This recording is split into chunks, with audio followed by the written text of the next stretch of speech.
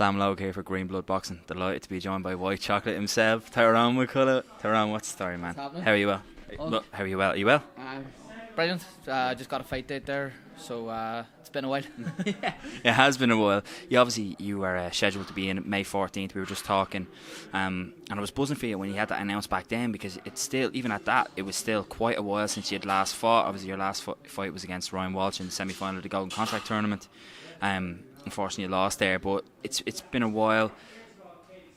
Talk to me a little bit about, I suppose, was it upsetting when May 14th got postponed, but also how is it now? How excited are you to be in June 26th, or June 25th, sorry? June 25th. Yeah, I was absolutely devastated when May 14th was cancelled, because obviously it had been 15 months since I'd been out, because I fought and lost against Ryan Walsh in the semi-finals, and then a pandemic started, so I was already at the back of the pile, and then boxing's cancelled for however amount of months, and then it gets back up and I'm at the back of the pile. Then I get to the front of the pile and there's a query in my brain scan, and that holds me up for another 3 months, and then that gets cleared, and then I get a fight date, and then it's postponed. I was just like, fuck me, one thing after another, and it was so I can't explain how disappointed I was. And then they're saying, it's only a postponement. MTK were saying it's postponed. Stay ready, it could be by end of the month, it could be middle of next month, but it's very, very tough to having a setback like that, and having to keep coming down here and keep training. It was so difficult, but here we are, light at the end of the tunnel. That's it, man. And then all of a sudden it's like 2 weeks out, you're like, oh yeah, you're fighting on June 25th. You're like, oh, fucking 2 weeks? You know what I mean? But I suppose you take it because you're buzzing. But you touched on something there, which I actually wasn't aware of. There was some sort of discrepancy with your brain scan, was it? Yeah. Just if you can go into as much detail as possible about that, like what happened there? So Jamie, my manager, says, my medicals were up, and obviously we're still in the pandemic, and I'm always in contact with him, and he says, you just get your medicals done, because we will have something for you soon. This is middle October, maybe last year, November. So went and got my medicals done, and the hospital rang me 2 weeks later and says there's a query in your brain scan, and the British board are going to want to have a look at it. But I don't think it was anything too major at all. In fact, it wasn't, because I got passed and ended up. But just again with coronavirus, it took 3 or 4 months for their doctor to have a look at it. So it's all over Christmas and everything. It's just waiting for word, and you start to panic, because you're like, boxing's my life, it's all I know, and will I be able to box again? But thankfully I got the all clear, and here we are out in 2 weeks. Here we are out in 2 weeks. Talk to me about, there's no opponent announced, right? You're 14-1 now. It's going to be 16 months out of the ring, 1 year, 4 months out of the ring. What kind of opponent are you looking for? Has Jamie said anything about an opponent? And what kind of how are you looking to progress now? You know what I mean? Because you're 30 now, am I right? Yeah. So you're starting to put, I suppose, and you're I don't want to be negative, but you're at the lighter weights as well. So what way are you looking to progress now? And in terms of opponents, what way do you want your career to go from here? Yeah, no, 100%. Well, originally on May 14th was meant to fight Jacob Robinson. He's 8-0 and undefeated, and he's up and coming kid, which would have been, for having 14-15 months out, and wouldn't have been the normal route back. But I was happy enough with it, because as you say, I'm 30. There's no point in fighting people who are going to batter from pillar to post. But Robinson got injured, and maybe someone with less talent or less of a risk might be the better fight, because it has been 16 months. I'm coming off my first defeat. Confidence is going to be low, and I might need something to get the ring rust off. So, but once I get this over me, with a bit of luck and get the right result, then hopefully get out in August again, and push on from there. As you say, 30 years of age, I don't want to be hanging about at all. I wouldn't say it's last chance saloon, but I'm approaching it maybe. Yeah. Well, you don't have many miles on the clock by any means. I think you had quite an extensive amateur career, so I think definitely see, and you seem fresh as well. You know what I mean? So, what do I know? But that's the way it looks to me. You know what I mean? It looks like you don't have a lot of miles on the clock. So, like you said, I would agree with you there. It's not like a last chance saloon. Like, oh, I have to do something in the next couple of years, otherwise that's it. I mean, you've got some time, but obviously it just seems to make sense to want to kind of push on now and really start to step up them levels. Is there any names that you're looking for, or any titles? Like, what is there, like a route in mind? Has there been discussions with Jamie about how you want to push on now in terms of matchups? Well, I'm dropping back down to Super Bantam anyway. Obviously not for this fight, it's a 6-rounder, but after that I'll be looking to compete at Super Bantam. There's a few names out there. One of the main ones that I like is Baluta, who obviously beat TJ and Davey and lost to Mccullagh. I think that fight makes sense. It's a good name. You know, he done well against Mick. He beat 2 other Irish lads, and I think, you know, MTK might have him for a few more fights. So that would be a fight I would like. But again, I'll need to speak to Jamie and see what happens. Yeah. Jeez, that would be a brilliant fight. He's a handful, like. Oh, he's a handful, and but as I say, I'm not looking to hang around. You know, start building back up again. I want the tough fights, and he's got a high ranking. I think even though Mick beat him, you know, I think his profile still went up a bit maybe because Mick's number 1 in the world. So I would love that fight, and I think it makes sense. Yeah, I think it definitely makes sense as well. I'm not sure if he still holds it or not because it wasn't on the line for when he fought Mick, but he also holds my old title, the WBO Super Bantam. So maybe that could be on the line as well. Definitely, yeah, definitely. Another name you mentioned there is TJ Doheny. I mean, TJ obviously former world champion, but has had unfortunately obviously lost the unification fight and then lost to Baluta kind of unexpectedly. So is that a fight that you would like as well? I mean, it's a big Irish rivalry, and there's been a bit of talk back and forth as well in the past. I mean, it could be built really big if you had 1 or 2 wins, get back in the run of things, maybe a win against Baluta, someone like that with a bit of a name, then in against TJ. How does that sound? 100 TJ, any time, any place. Still waiting, so fuck's sake. There you go, you heard it here. I tell you what, we'd love that as Irish fans. You know, it'd be amazing. Talk to me about. Well, I mean, let's talk about that a little bit. Let's explore that. That's a good fight. I mean, TJ's a slick operator. How do you see that fight going, and how, you know, without going into too much detail, which I know you won't want to, how do you win that fight? I think it's to start off with, I think it's a very good fight. You know, 2 Irish lads. Well, both of us are high enough thought of. There's been a bit of back and forth between us in the past. I think that's died down a bit now, but I'm always confident in my own ability, and I just think I have too much boxing for him. Yeah. Okay. Yeah. So it's the kind of slick boxing skills is what we see from you for the most part. Although don't get me wrong, TJ's you know, he's very, very good. I know that lost to Baluta was a bit of a shock, but his fight before that, you know, he taken Danny Roman to majority or split. You know, Danny Roman's phenomenal. So there's obviously a lot of quality there with TJ, and as much as he's a ball bag, he's very good, so I'll take nothing for granted. Yeah, be a tasty build up and a good fight, eh? Yeah. So we kind of moved on a bit there, but I'm interested in, because you have had a few like I don't know if you want to say setbacks, but you know, you've been out of the ring for a long time. I mean, that's not by choice, like, you know what I mean, you've wanted to be in the ring. So how do you deal with that? Like, what comes with that? What are the implications of being out of the ring for so long? Is it tough mentally to be out of the ring for that long when you're trying to get fights and there's nothing happening, and then you get a fight and then it's postponed? Like, just talk to me about that. I mean, it must be like financially difficult as well, you know what I mean, which is a big part of it, being a boxer. Like, just talk to me about, I suppose I don't want to be negative, but just talk to me about how difficult that time is. With 16 months, a long time. No, 100%. Like, as you say, like, for only having 1 loss, I'm a lot further back than really, you know, I lost to Ryan Walsh at a weight that sort of stepped up, and they, you know, but I'm a lot further back than what I should be, I think, just because of the time out. You know, and it's not really been anyone's fault. It's just sort of like Murphy's Law. Everything could have went wrong, has went wrong. So it has been a tough time now. As you say, financially, haven't been paid in over a year and a half. Just fucking borrowing Peter to pay Paul and stuff like that. It's been really, really tough, and mentally as well. I don't know how many times I've thought, you know, I'll just pack it in and get a job, which, you know, I'm not really a negative person like that, but you got to start being realistic at a stage, don't you? And but just everyone I've spoke to, my friends, my family, so just see it through. And I know myself, if I've had packed it on just after one loss, and I would always be thinking, what if? Yeah, definitely. And I'm not the type of person who throw in the towel after a loss, and that's nothing to do with a loss. It's just been the time out in it. Yeah, exactly. Yeah. But hopefully now this is light at the end of the tunnel and starting to get back on track. Yeah. No, 100%, and that's it. But I find it, and I don't want to stand here and kind of be negative with you, the boxer, but I think it's something that we don't hear that much of. Like, you know what I mean? It's an interesting aspect to talk about.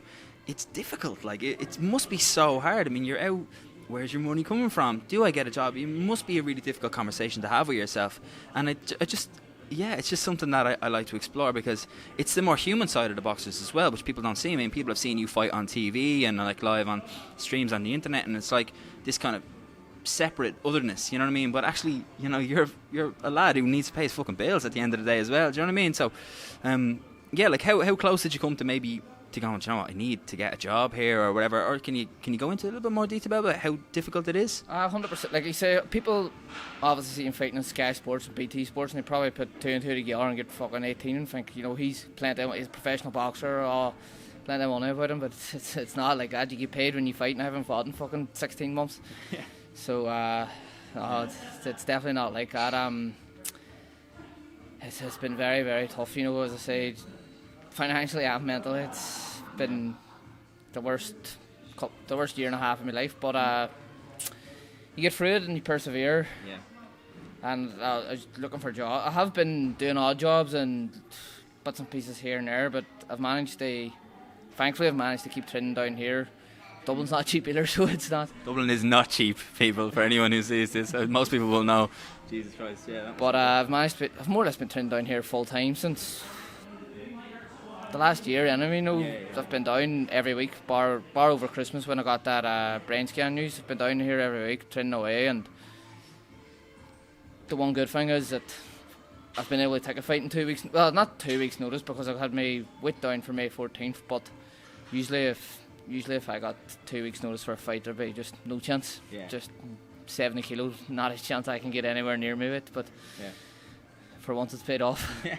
Well, that's it. So talk to me about the positives of because there is positives, and there must be positives of being out of the ring, but continuing to train, forming even more of a relationship with your coach Pete Taylor, who is just heralded by everyone who knows him in a boxing sense. Just can only say good things about him in terms of his coaching ability and how much knowledge he has about the game. Obviously, you're in a gym absolutely full of top level boxers, and which another thing which seems really important to me is a lot of them, they're your mates. Like they're guys that you're friends with, and it's a good atmosphere in the gym, and it's good crack. Tyrone, Tommy, Mac, Sean's here now, Sean McCullagh. Obviously the lads from Dublin, Sen and Declan, Gary. It's a really good gym, really high level gym. So talk to me about the positives of maybe the silver linings, if you like, of being there for that long. No, there has been silver linings, as you say. Firstly, I would mention before that I've been able to take a fight in 2 weeks' notice. Yeah.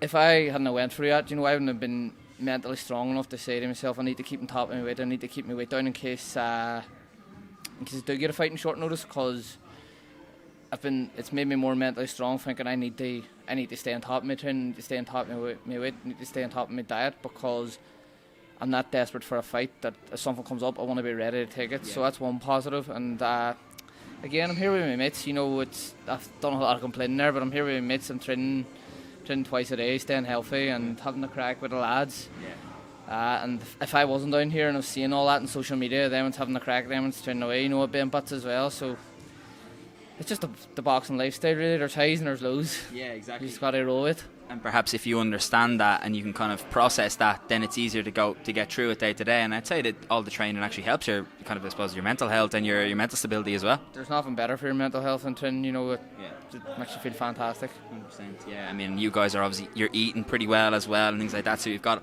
all the other kind of elements supplementing the training as well, which would only can add up to, I suppose, more of a positive outlook. And you've got a lot of positive guys around you, so that must be a big help as well. So how much of an influence is the likes of, we know how close you are to Tyrone McKenna, Tommy Mac. How much of a positive influence have they been in this kind of time that it has been a bit of a hard time? Oh, 100%. Especially, I'll use Tommy Mac as an example. He's went through what I've went through. I think he's had 2 years. Like I've had a 14, 15 months out now. I think he's had a year out and then another year out. And not been active. And look at him now. He's fucking flying the cunt. He's fighting again in 7 weeks now. He's just defended his European title. He's getting big money. He's on Eddie Hearn's backyard, and I can take inspiration from that and think, well, why can't I do it? He's done it. Because he was, there's times earlier on when he wasn't doing so great and he got beat maybe, or he hadn't fought in there, I thought, I wonder, was this Tommy done? Which I know people said about me, or have thought about, just hasn't said it to my face. So, and I'm guilty of thinking that about Tommy myself, but look at him now. He's on the brink of a world title. If he beats Ballum Smith here, then I'm sure he'll get a world title fight next. Yeah. You better remember me, so you better.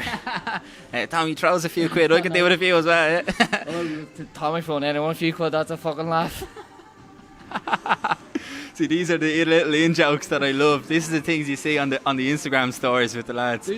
We go home from Dublin on a Saturday, right? And we train here, or we train in Evolve, which is right beside the M50. And every Saturday, Tommy's going home for his time, which is an extra hour and a half, and I couldn't work it out. It's and I don't want to seem ungrateful because he's giving me a lift. What the fuck's he doing here? He ends up he's avoiding the fucking tolls. The €2.50 toll or something. €2.50. Couldn't believe it. You're like, Tommy, you're fucking defended his European title. That's serious though. Won't spend $2.50 on the toll. That's brilliant. You love to hear it, that's special stuff, isn't it? Hey, but see, the thing is, the cunt laps it up, so he does. He knows people slagging about it now, so he just he plays on it and plays on it. Yeah. That's brilliant. Do you like going out rounds in the pub with Tommy? Probably difficult. I haven't fought in 16 months. I haven't been going for rounds with Tommy. Yeah. We'll be on the waters all night. Yeah. A jug of water over here, please. Maybe a little bit of my water if you're lucky. Come here. I was talking to Pete before, and he was telling me about you're looking to kind of maybe change up your style a little bit. Yeah. Talk to me about that. I mean, obviously you're known as this kind of very slick, kind of, I suppose, back foot boxer. Yeah. Talk to me about the stylistic changes that you're looking to implement, and are we going to see that in your next fight? Yeah, you definitely are. It mightn't be, in one that Rome wasn't bolting today, but I do need to change things up. I think, take my last fight against Ryan Walsh, I believed I was cruising the first 5 rounds. You were doing well. I don't think I shipped a shot, but he had his tactics spot on. He caught me in a 6th, and that was just survival mode for me from then on. And it sort of had home then that, if I'm going to box like that, you need to box the perfect fight and not let your concentration slip for 1 second, which is next to impossible. Yeah. I was doing it for 5 rounds, and then he caught me, and it was all him. So Pete's saying, Tyrone, you're strong, you can punch, you don't need to be moving all the time. He says, I know that's the way you box, and it's very, it's very good and very skillful, but the judges don't really like it, which is true. I think you've seen not just myself but other fights recently where the mover just gets nothing. Someone can just be walking forward and getting head boxed off them. They'll still be winning the rounds. Yeah, it's professional boxing, unfortunately, but yeah. Although that's not right, well, at least in my opinion, that's not right anyway. I mean, we saw actually a really good example of that was Luis Ritson and Miguel Vasquez. I mean, that was it was a bit of a joke, to be honest. Even aggression, Ritson might have been the aggressor, but he still. No, I don't mean he sound too bad. He fucking not in a million years that he won that fight. No, it was a horrible decision. One of the worst I've ever seen. Yeah, one of the worst I've ever seen as well. It's just it was bad for boxing, Yeah, that's the other big thing as well, is that people look at that and they kind of go, "What?" And they don't know. I mean, and especially when it's on Sky and something, Sky, say for example, and they appeal to a lot of casual fans as well. I mean, you need to turn those people over, not turn them away from the sport, which is what that kind of thing does, I think. And what's worse is I knew it was coming. I think I might have had a few quid on Vasquez, and I just everyone saying, "Oh, your bet's up was on wit." I don't think it might be it. And you just know it's coming, it's crazy. And there's been more. None springing to mind now, but there's been a lot more recently as well. Yeah. Same for me. I mean, definitely, I would have to sit down. We'd have to sit down and have a think about it. But it is crazy. I mean, what do you think's going on there? I mean, is it just incompetent judging? What? Talk to me. What are your views on it? You can't be that far wrong. Yeah. I wish I really am drawing a blank on other fights here, but in that fight, like, how can the judges get it that far wrong? You know what I mean? It's Another one was Kiko Martinez and Zelfa Barrett, right? That was the other big one recently, right? Yeah, 100%. That was it. Like, again, like, I wouldn't say Zelfa got punched from power to post, but I give Kiko maybe 8 or 9 rounds. That's the thing, is he definitely won over 6 rounds of that fight. That's the thing, is that when you look at it that way, you're like, well, even if it was a draw, you're like, well, that's 6-6, and you're like, he won 7 rounds. He did. He must have won 7 rounds. And then the pundits are doing no favours, because they're saying, oh well, they're sort of siding with the judges, saying, you're like, just be honest. Fuck's sake, you'll be respecting more for it. Yeah. 100%. It is one. It's a weird one, isn't it? Like, do you have any views on kind of what you think is going on? Is it like, do we need to, like, is there a problem with the criteria? I mean, is that something we need to look at? Like, how are the judges actually being told to score the fights? Which is not something we hear too much about. We just hear people complain. But I would like to explore, why this is actually happening. Like, I would love to see, like, the British Boxing Board of Control, like, criteria for judging a professional boxing match. You know what I mean? What do you attribute it to in your knowledge check? Just out and out biased, I think. I really do. Right, yeah. But they can't be saying that's fair scoring or that's how they seen that fight. They can't be, like, if you're being honest. Like, I know one of the judges was called up for that Ritson fight, but nothing happening, didn't they not? Was it? I don't know. They cleared him, like, straight away. It was like, oh yeah, no, it was fine. He was blah blah blah. It was grand. And if they're not sanctioned, it's just going to keep happening. Do you know what I mean? Yeah. So that's the thing. Maybe the judges need to be held accountable from the British Boxing Board of Control's side. They need to be like, well, that was a consensus bad performance, and maybe they need to have like a separate body who's judging the fights as well, and maybe like fighters, you need to get like different kind of people in, fighters and stuff, and if it's deemed like on a wide scale that was a bad decision by that judge, then maybe they need to be dropped down a level or whatever way it works, right? 100%. Something needs to change, and as you say, they need to be held accountable. But I don't think it's just Britain as well. Like, you see at Adelaide Bird, I think she's been in a few horrible decisions as well, and she's had some stinkers. Like, I don't know if anything's happened to her. Wouldn't be in the loop, but it's everywhere. It's everywhere, corruption. Yeah, and that kind of segues nicely, to be honest, into the question of, are we seeing more than ever now the need for a governing body, like an overriding governing body for the professional organisations? Because there isn't really, is there? There's just the titles, like, they're governing bodies in terms of WBC, WBO, IBF, but they're sanctioning bodies. They're not like an overall governing body like the International Amateur Boxing Association, for example. Do you think that that's needed now to kind of regulate promoters, regulate the world title organisations, etc.? It'd be nice to see, like, 100%, because I do believe there needs to be a change of some sort. There's been too many bad decisions, too many. Even I'm not too clued on this side of things, but I hear the people getting away with the doping and stuff like that. It's here. It's all fixed and all as well. Yeah. But again, no examples are springing to mind. But lately you've got people have got a big problem with Spence and Pacquiao. Apparently there's not been any testing assigned to that fight as of yet. And obviously there's been speculation over Pacquiao for a good few years now. So you're looking at, you're like, that's a unification welterweight world title fight. Like, how's there no drug testing for that? Like, no, there has been speculation over Pacquiao. I know Mayweather wanted Olympic testing on for him and stuff. Yeah. And well, I won't. We won't go too much into that. I won't go too much into Pacquiao because he's a legend. But they start off at light fly or something to be a welterweight. Yeah. Light middleweight. He went up to 154. Well, there you go. Still seem a bit. It's like an 8-weight world champion or something like that. It's a bit crazy, isn't it? What is he? 40 still performing at the highest of it? Yeah, Is he a freak of nature or taking something? That's it. And again, it's like one of those, you're like, I don't want to go too much into it, but no matter what, like, he's a legend. But yeah, no, definitely.